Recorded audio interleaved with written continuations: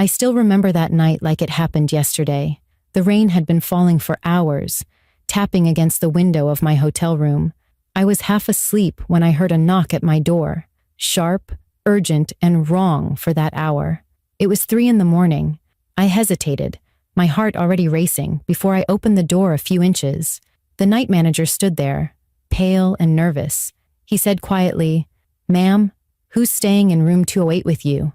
I blinked, confused. "No one. I'm here alone." His face changed instantly, and his voice dropped to a whisper. "Then who just asked for an extra key to your room?" That single sentence froze the air between us. I felt every sound in the world go silent. The rain, the hum of the air conditioner, even my own breath. I didn't know it then, but that moment was the beginning of one of the most terrifying nights of my life. If you're watching this, make sure you subscribe to the channel and comment where you're watching from. Trust me, you'll want to stay till the end, because what happened next still keeps me up at night. 2 days earlier, I had checked into the Ashwood Inn, a quiet little hotel tucked in the mountains of North Carolina. I'm Hannah Cole, a 28-year-old travel photographer. I'd just finished an exhausting assignment that took me from coast to coast, capturing forgotten towns and quiet faces. My last relationship had ended badly, and I wanted peace. Somewhere no one knew me, somewhere I could breathe again. The lobby smelled like old wood and coffee. The man at the front desk, Mr. Lewis, was friendly, with tired eyes that told me he'd seen too many long nights. "You're in room 208, he said with a polite smile. "It's one of our coziest rooms." When I reached my room, it was simple but warm. A queen bed, soft yellow lighting, and the faint sound of rain outside. I unpacked, made some tea, and called my mom. She worries about me whenever I travel alone. "Promise me you'll lock that door, honey," she said. "You never know who's out there." I laughed, told her I'd be fine, and promised to call her in the morning. Before sleeping, I glanced at the key card. It said 208A, though the door only said 208. I thought it was a small printing mistake. Nothing about the room felt strange then, not the quiet hallway, not the faint smell of fresh paint. But looking back now, I wish I'd noticed the small things. The second door painted the same color as the wall, the one that led to the adjoining room I didn't know existed. I spent the evening editing photos on my laptop. Around midnight, the storm grew louder. Wind pressed against the window, and the power flickered once before settling. I locked the door, checked it twice, and fell asleep with the sound of thunder rolling through the mountains. If anyone had told me that just a few hours later, someone would be standing at the front desk asking for a copy of my room key, using my ex-fiance's name, I wouldn't have believed them. But that's exactly what happened. The rain hadn't stopped since I checked in. It drummed against the window, like it was trying to remind me that I was miles away from anyone I knew. When I finally went back to sleep after that call with my mom, it felt like I'd drifted into a heavy fog, but something woke me a little after midnight. It was faint, like a shuffle of footsteps outside my door. At first, I thought it was just another guest coming back late, but then I heard it again, slow, deliberate, stopping right in front of my room. I held my breath and waited. The handle of my door rattled softly, as if someone was trying to turn it without making noise. My pulse jumped. I sat up, staring at the door through the darkness. There was a sound of metal scraping, the kind you hear when a key slides into a lock. For a second, I froze, not knowing what to do. Then I jumped out of bed, heart pounding, and shouted, "Who's there?" The sound stopped. Nothing moved. I pressed my ear to the door, but all I could hear was the storm outside. I grabbed my phone and called the front desk. "Front desk, this is Mr. Lewis," came the calm voice on the other end. "Someone's outside my room," I whispered. "They just tried to open the door." He sounded startled. "No one should be up there, ma'am. Let me check the hallway cameras." He asked me to stay inside and keep the door locked. I could hear the faint click of his keyboard as he checked. "Strange," he said after a moment. "There's no one in that corridor right now." "But I heard them," I said, my voice shaking. "Stay calm," he replied. "I'll come check personally." I stayed by the door, listening. A few minutes later, I heard footsteps again, this time heavier, faster. Then a soft knock. "It's Mr. Lewis," he said. I opened the door an inch, and he stood there, his hair damp from the rain. "No one's in the hallway," he said, looking puzzled. "But the cameras flickered just before you called. Maybe a power surge from the storm." He left after assuring me everything was fine, but I couldn't shake the feeling that something wasn't right. I double-locked the door and pushed a chair under the handle before lying back down. I told myself I was imagining things. I tried to believe that. Then, at exactly 3 a.m., came another knock. This one was louder. I jumped out of bed, terrified. When I looked through the peephole, it was him again, Mr. Lewis, the manager. But something in his face looked different now. His eyes were wide, and he kept glancing down the hallway as if he wasn't sure it was safe to stand there. I opened the door just a crack, and that's when he asked me the question that sent chills down my spine. "Ma'am," he said quietly, "who's staying in room 208 with you?"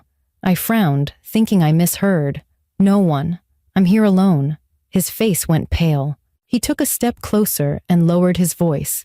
"Then who just asked for an extra key to your room?" My stomach dropped. "What do you mean?" "About 5 minutes ago," he said, glancing nervously over his shoulder. "A man came to the desk. He said his wife locked him out of room 208. He gave your name. I handed him a duplicate key before realizing something felt off. I felt my body go cold." "Did you see his face?" Mr. Lewis nodded slowly. He wore a dark hoodie. I couldn't see clearly, but he said his name was Ryan Carter. The name hit me like a punch. "That's my ex-fiancé," I said, my voice trembling. The color drained completely from the manager's face. "Ma'am, we need to call the police. Right now." He reached for his radio, but before he could speak, there was a noise from somewhere down the hall. The sound of a door slamming. We both looked that way. The hallway lights flickered once. Then everything went quiet again, except for the rain. I locked the door as soon as he left to call the authorities. My hands were shaking so badly I could barely hold my phone. I called my mom, but it went to voicemail. I tried the police next. The dispatcher's calm voice did little to steady me. She said an officer was already on the way. I sat on the edge of my bed, gripping my phone, listening for any sound. That's when I noticed something I hadn't seen before. A faint line along the far wall, behind the curtain. I pulled it back and found another door. It wasn't visible when I checked in because it had been painted the same color as the wall. A small metal plate above the handle read 208B. For a moment, I just stared at it, frozen. Then came a soft tapping from the other side. I stepped back, my throat tightening. Another tap, then a whisper so low I almost thought I imagined it. "Hannah." I backed away until my legs hit the bed frame. My heart was pounding so loud it drowned out the thunder. The phone in my hand slipped to the floor. I stared at that door, waiting for it to move, for the handle to turn, but it didn't. The whisper never came again. That was the moment I realized something terrifying. Whoever had asked for that key wasn't gone. They were still here, somewhere close, maybe in the next room, maybe watching through the walls. And that's when I knew. This night wasn't over. It was just beginning. I couldn't stop shaking. Every muscle in my body was tense as I stared at that hidden door marked 208B. The room felt smaller now, like the walls were closing in. I picked up my phone again, but the screen was blank. No signal. The storm outside must have knocked it out. I switched on the bedside lamp, its yellow light flickering over the peeling wallpaper and rain-streaked window. I tried to steady my breathing, telling myself it was impossible, that I hadn't heard my name whispered, but deep down, I knew I had. The knock earlier, the duplicate key, the whisper from behind that door, it all connected. And that name, Ryan Carter, the man who had promised to love me forever, then shattered my life when I found out how obsessive he'd become. After our breakup, I blocked him everywhere. But somehow he always found ways to contact me. Once, he sent flowers to a hotel I stayed in months after I left him. The card had said only one thing: "You can't hide from love." Now, standing there in room 208, that memory made my stomach twist. I pulled the dresser across the adjoining door and wedged it tight. Then I unplugged a floor lamp, wrapping my hand around its metal base like a weapon. The sound of rain outside grew louder. mixed with the occasional thunderclap that made the lights tremble. I went to the main door and checked the lock again, pressing the deadbolt down as hard as I could. My reflection in the mirror above the desk looked pale, my hair messy, my eyes wild. Then the phone rang. I nearly screamed. The room's landline sat on the nightstand, old and beige. It rang twice before I answered. "Hello?" My voice cracked. "Hannah, it's Mr. Lewis," came the manager's voice, breathless and low. "Lock your door. Don't come out. We just checked the security feed again. The man who asked for the extra key never left the building." My chest tightened. "What do you mean he never left?" He walked toward the east hallway and then disappeared from the cameras. "We think he's still inside, possibly using one of the maintenance exits. Stay in your room until the police arrive. They're on their way." I whispered, "There's an adjoining door here, marked 208B. A pause. Then his voice came back, sharper. "That's impossible. There's no 208B. I'm looking at it right now," I said, glancing at the dresser blocking it. "Stay away from it," he ordered. "Don't open that door." The call cut off with a click. I held the phone to my ear, listening to the dead tone, then slowly lowered it. I felt trapped, locked between fear and disbelief. If there was no 208B, then what was behind that door? A minute later, the tapping started again. Soft, rhythmic, like someone knocking from the other side, waiting for me to answer. I gripped the lamp tighter, my knuckles white. "Who's there?" I shouted, trying to sound brave. No reply, just the wind pressing against the window. I backed away toward the front door, but something made me stop. A quiet sound, like fabric brushing against wood. It was coming from inside the wall. I crouched near the dresser and pressed my ear to the wallpaper. A faint, steady breathing came through. Someone was there. I ran to the door and tried calling Mr. Lewis again, but the line was dead. My only choice was to wait or find another way out, but waiting felt worse than danger. I grabbed my camera tripod, heavy and solid, and pushed the dresser aside just enough to see the crack of the door. My hand trembled as I reached for the handle. When I turned it, the door creaked open an inch. Cold air rushed in. I slowly pushed it wider and stepped into the dark adjoining room. The light from my lamp spilled across a bed that was unmade, the sheets tangled. The window was open, the curtains fluttering in the wind. Rain had blown across the carpet, and muddy footprints trailed from the window to the door. I followed them, my heart pounding, until I reached the nightstand. On it lay a single photograph, a printed picture of me, taken just days ago. I was standing outside a cafe in Georgia, camera around my neck, smiling at something off camera. It wasn't a photo I'd posted anywhere. Whoever took it had been close, watching me. My throat went dry. I turned toward the closet door and noticed it was slightly open. I could see the edge of a dark sleeve hanging inside. I took a step closer, raising the lamp base like a weapon. Then, the faint sound of a floorboard creaking behind me. I spun around. The adjoining door slammed shut. The light flickered once, then went out. The room plunged into darkness. I ran to the door, banging on it. "Mr. Lewis, somebody help!" My voice cracked in panic. I could hear footsteps moving outside in the hall, fast, heavy, then gone. For a long minute, I stood there in the dark, shaking. Then my phone buzzed with a text message. My hands shook as I lifted it. The message had no name, just a number I didn't recognize. It read, "You shouldn't have opened that door." My heart stopped. I dropped the phone. The screen lit the floor, showing the photo again on the nightstand. A single drop of water fell onto it from the ceiling above. Not rain, but something else. The realization hit me like a wave of cold. He had been here, in this room, moments before I walked in. And now, he could be anywhere. I grabbed my phone and flashlight, ran to the main door and yanked it open.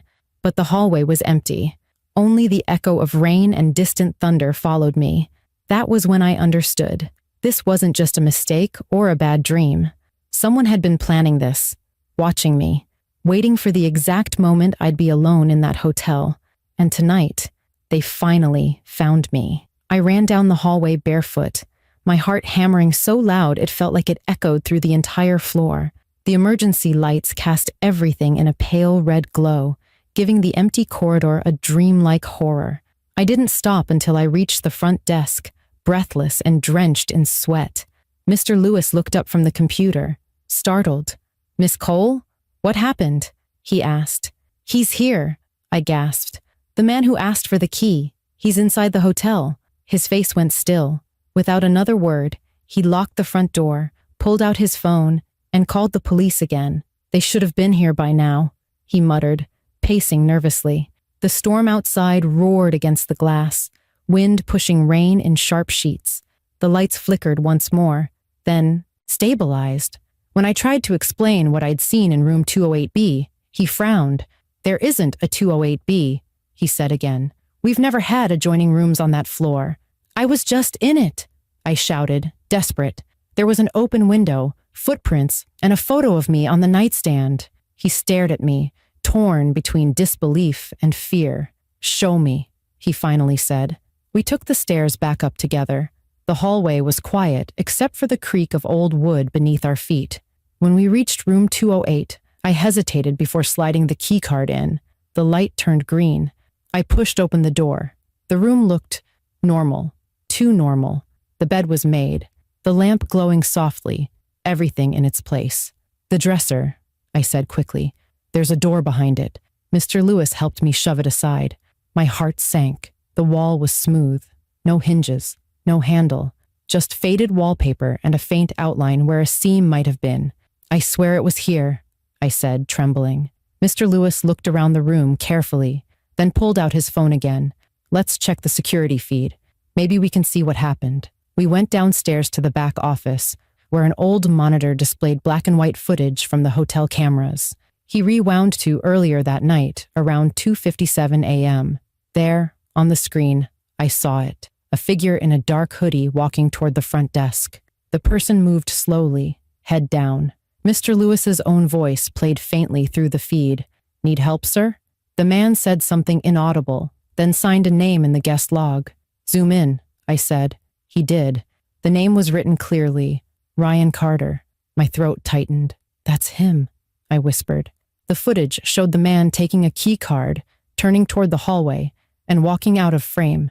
Mr. Lewis scrolled forward. The man never came back. "See?" he said quietly. "He never left through the lobby." "Then where did he go?" I asked. He looked at the monitor, brows furrowed. "Wait, look at this." He pulled up the check-in records. There were 2 entries under room 208, one for me, one for Ryan Carter. Same date, just hours apart. "That's impossible," he said. "We don't double book rooms, ever." Before I could answer, one of the screens flickered. Camera 4, the west hallway. It showed my door. The timestamp was from a few minutes ago. A shadow moved past it, tall, deliberate. Then it stopped. The door handle turned once, then twice. "He's still here," I said, my voice shaking. Mr. Lewis grabbed his radio. "Security to the 2nd floor now." But before the words finished leaving his mouth, the lights went out. Every monitor went black. The room was swallowed in darkness. I felt him grab my arm. "Stay behind me." We used our phone flashlights to make our way back toward the hallway. The hotel was silent, except for the storm pounding outside. As we climbed the stairs, I noticed something on the carpet. Wet footprints leading toward room 208. They were fresh. We reached my door. It was open. The lamp inside flickered weakly, casting shadows across the walls. My suitcase lay overturned, clothes scattered. On the bed sat another photograph, the same one of me from Georgia. But now it had something written on the back in black ink. "Found you." Mr. Lewis radioed again, his voice breaking slightly. "The suspect is still on site. Room 208. Need backup now." A faint sound came from inside the bathroom, a slow creak, like someone shifting their weight. He gestured for me to stay still, then pushed the door open with his flashlight. It revealed an empty bathroom. The curtain moved slightly, but there was no one behind it. And then I saw it, the mirror above the sink. It looked slightly crooked. I stepped closer, something pulling me toward it. "Wait," Mr. Lewis said, but I didn't stop. I pressed on the edge of the mirror, and it shifted with a small click. Behind it was a dark, narrow crawl space.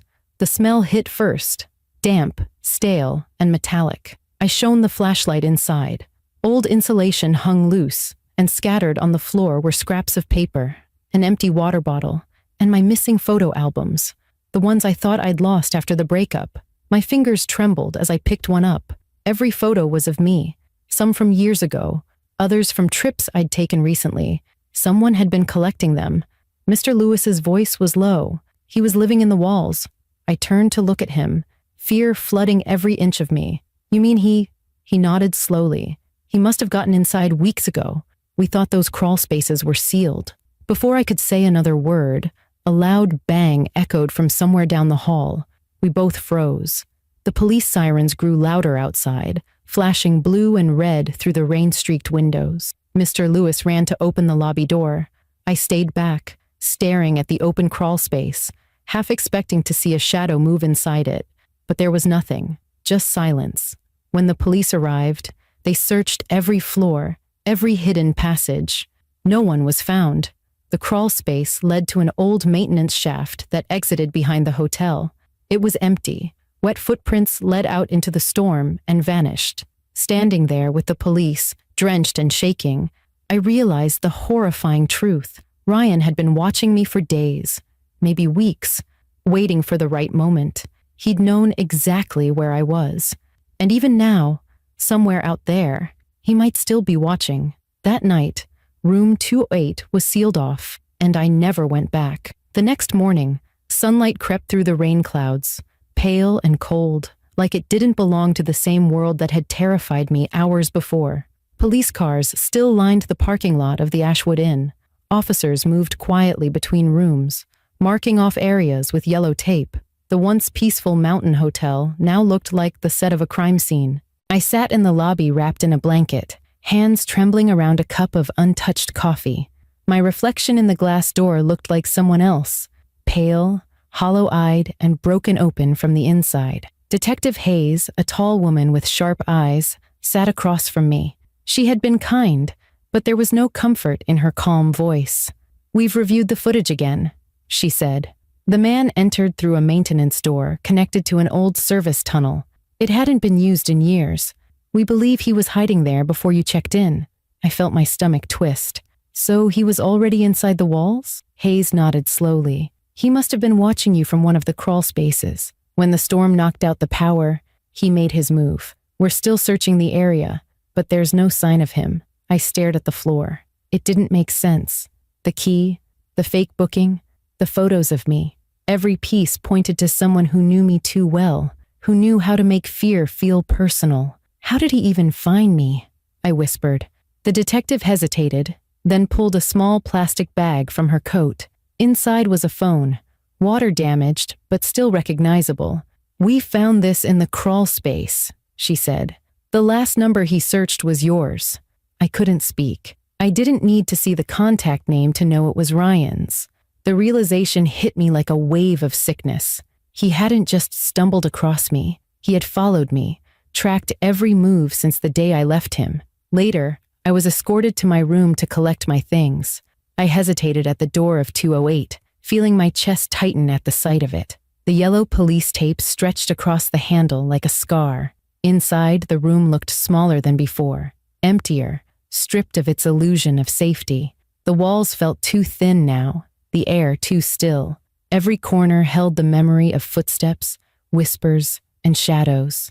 I gathered my camera, laptop, and a few clothes, moving quickly, afraid to linger. Then I saw something under the bed, a folded piece of paper that must have fallen during the chaos.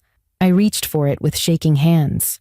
It was another photo, a picture of me standing in front of the hotel entrance the day I checked in. Written on the back in familiar handwriting were the words, "I was closer than you think." I dropped it instantly, my throat tightening. The officer beside me picked it up with a gloved hand. "We'll take this as evidence," he said softly. But no evidence could erase what I'd felt, that someone had stood in the rain, watching me, photographing me, knowing exactly where I'd sleep that night. The police offered to relocate me to another hotel, but I refused. I couldn't stay in another room, not after what happened. I drove away before dawn, my car headlights slicing through the wet mountain roads. I didn't play music. I didn't make a single stop. The world outside looked blurred by rain, but the fear was sharp and real. Every time I passed a parked car, I glanced at the driver's seat, expecting to see those same cold, familiar eyes. For weeks after, I couldn't sleep in the dark. I'd wake at the slightest sound, the hum of the refrigerator, the creak of floorboards, the wind brushing against my window. My mother insisted I stay with her, and for the first time in years, I agreed without hesitation. She never said, "I told you so." She just held me while I cried for nights that never seemed to end. Therapy helped slowly. I learned that what happened wasn't my fault, but fear doesn't vanish when the danger ends. It lingers, invisible, waiting for silence to return. I started sleeping with my camera by the bed. It sounds strange, but somehow holding it made me feel safe. Like if I could capture the darkness, it couldn't hide from me again. Months passed before I could talk about it publicly. When I finally did, I turned the story into a warning. I started sharing my experiences online, not for sympathy, but to help others, especially women who travel alone. I wanted people to understand that danger doesn't always look like a monster in the dark. Sometimes, it looks like someone you once trusted, someone who smiles in your photos and learns your routines until you stop noticing they're there. One night, I went through my camera's memory card, deleting old photos to make space for new projects. That's when I found it, an image I didn't take. It was a photo of me, standing by the window in room 208, staring out into the rain. The timestamp read 2:46 a.m., just minutes before the knock on my door. My breath caught in my throat. The picture was taken from outside, through the window. I deleted it immediately, but it didn't matter. The image burned into my mind. It reminded me that even now, safety is a fragile illusion. I've moved apartments twice since then, and I still check every lock twice before bed. People sometimes ask me why I tell this story when it's so painful. The answer is simple: because silence only helps the ones who hide in the dark. If my story can make someone double-check their door, notice a stranger who lingers too long, or think twice before sharing their location online, then it's worth it. I don't know where Ryan is now. The police never found him, though they believe he's still somewhere out there. But I've stopped waiting for closure. What I found instead is awareness, a sense that life can change in a single knock, and that survival isn't about being unafraid. It's about being ready. So if you're watching this, promise me something. Always trust your instincts. Fear is sometimes the only thing trying to save you. And if you made it to the end, subscribe to my channel and tell me in the comments. What would you do if someone knocked on your hotel door at 3 a.m. and asked for a key to your room?